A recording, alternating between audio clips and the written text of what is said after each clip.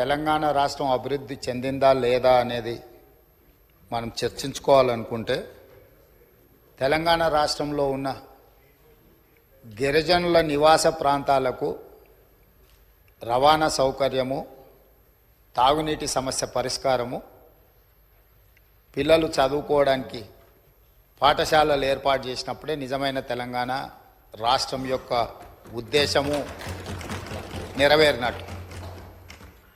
ఈ మధ్యకాలంలో నేను చాలా విషయాలు నా నియోజకవర్గంలో కూడా తమరికి తెలుసు, తమరి పక్కనే ఉంటుంది బొమ్మరాజపేట మండలం.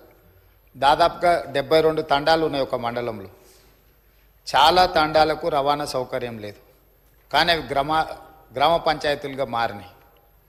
ఆ ఊర్లో పాఠశాల లేకపోయినా, ఆ ఊరికి రోడ్డు లేకపోయినా, కొన్ని తండాలలో కరెంటు లేకపోయినా మనం వాటిని గ్రామ పంచాయతీలుగా వాటికి హోదా ఇచ్చినాం.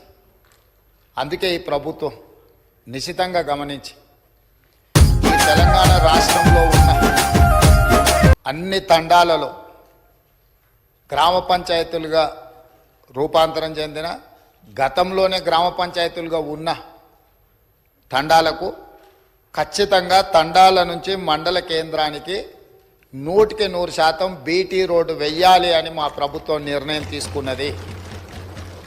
అందుకే రాష్ట్ర ప్రభుత్వం ప్రత్యేకమైన కార్యాచరణ తీసుకొని ఇప్పటి వరకు నిర్లక్ష్యానికి గురైన తండాలను, గూడాలను, మారుమూల ప్రాంతాలను అభివృద్ధి పదం వైపు నడిపించాలని ఈ ప్రభుత్వం భావిస్తుంది. తండాలలో, గూడాలలో విద్యుత్తు సమస్య పరిష్కారానికి, విద్య సమస్య పరిష్కారానికి, ఆ తండాల నుంచి మండల కేంద్రాలకు కనీసం ఒక్కటైనా బీటీ రోడ్డును ఏర్పాటు చేసే సమస్య పరిష్కారానికి, మండలాల నుంచి జిల్లా కేంద్రానికి మిగిలిపోయిన డబుల్ రోడ్లు ఏవైతున్నాయో వాటిని పూర్తి చేయడానికి, జిల్లా కేంద్రాల నుంచి హైదరాబాద్ నగరానికి 4 లేన్ రోడ్స్ వేయాలని ఈ రాష్ట్రంలో ఎక్కడైనా ప్రతి వాడికి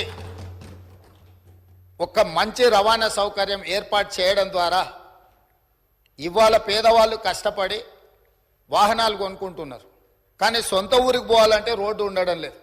సైకిల్ మోటార్ల మీద పోయి గుంతలలో పడి కింద పడి భార్య పిల్లలతో పోతూ ప్రమాదానికి లోనై చనిపోతున్నారు. దీనికి కారణం మనం సరైన మౌలిక వసతులు ఏర్పాటు చేయకపోవడం.